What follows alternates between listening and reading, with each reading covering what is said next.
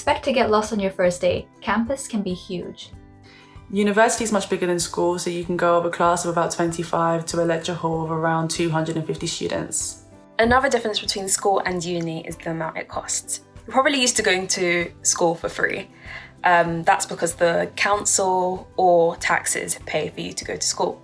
When you get to university, every year costs around about £9,000, or as of yet, £9,250. In school, I guess or assume that you guys are in almost every day, Monday to Friday, whereas in university, that's actually not always the case. You might get a day off or 2 days off, and that's not for you to just go home and, catch up on Netflix, but it's time for you to do some independent research, some reading, catch up on lectures, but you do have a lot more time to kind of do some independent learning for yourself during those days off. You are probably used to doing around 12 subjects all throughout maths, English, sciences, arts, everything. In university, you tend to choose maybe 1 or 2 subjects that you really want to focus on. But don't be fooled. That doesn't mean that you have less work to do. In fact, you have a lot more work to do because it goes in depth. Universities have a wide range of teaching and learning methods, including lectures, tutorials, seminars, work placements, workshops, field visits, which is quite different from school, where most of the study is confined in the classrooms. Instead of subjects, you will have modules. Some are compulsory, but others are optional, meaning you can fine-tune your course to your liking. For some courses, you might learn in environments that you've not learnt in before. For example, you might be learning in a hospital, or you might be learning in a laboratory. Lectures in university are podcasted, so if you miss a lecture, you'll find it on the university website. This is different from school. If you miss a lesson, you'll have to ask your friends, go back to the teacher and see what you missed. But in university, everything is podcasted, recorded and posted on the university website. At university, you're not in 9 till 3 every day. Your timetable could be spread across the whole week. If you're lucky, you might even have a day off. At university, you have much more freedom. Often, your classes don't last all day every day, so you've got more time to choose when to study. You've just got to make sure that the time that you pick that suits you allows you to stay on top of your work. In school, you have your teachers and your parents and the people around you pushing you to make sure that you do all your homework, do all of your work, go into class and get everything done. Again, in university, there's less of that. You need to be self-motivated. You need to push yourself to be able to do all the work that you need to do.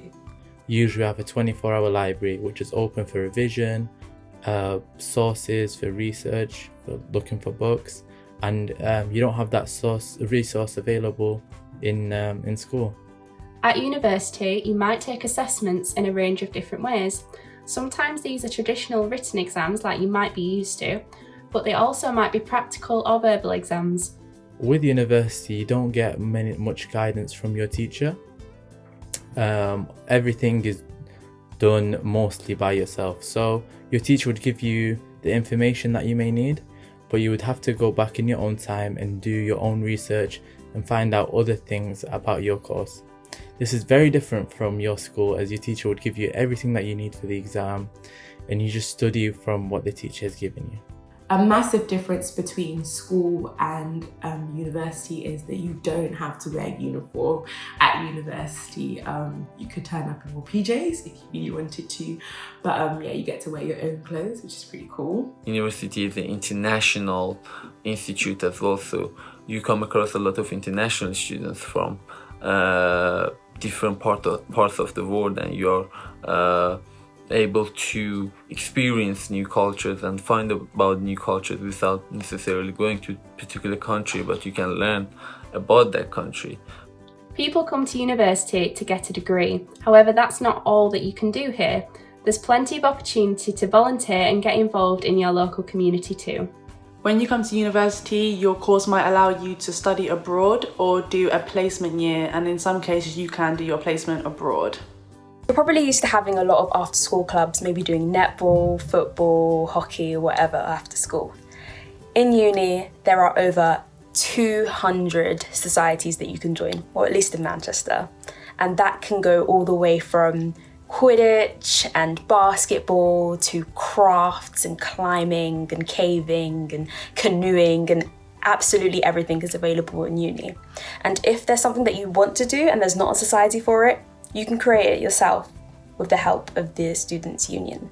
At school, there may not be that many extracurricular activities and clubs for you to choose from, but at university we have hundreds of clubs. At university, clubs are often called societies. There's clubs for everything you can imagine, and if you don't like any of the societies that are on offer, you can even start your own.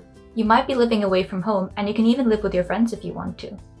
At university, you'll be in charge of your own money. This means you need to be careful and budget for important things like rent, but you also need to try and leave something spare so you've got money to do the fun things like socialise.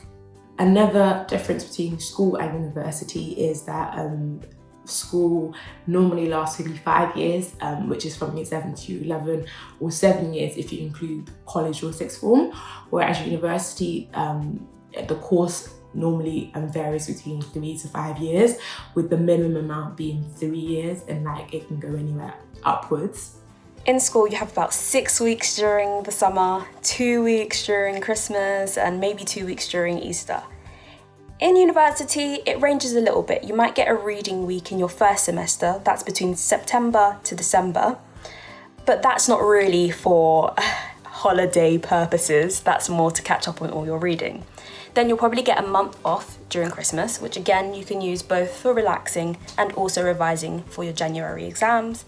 And you'll have about 3 months off between every year at university where you really can just chill. Maybe catch up on a little bit of reading before the next year.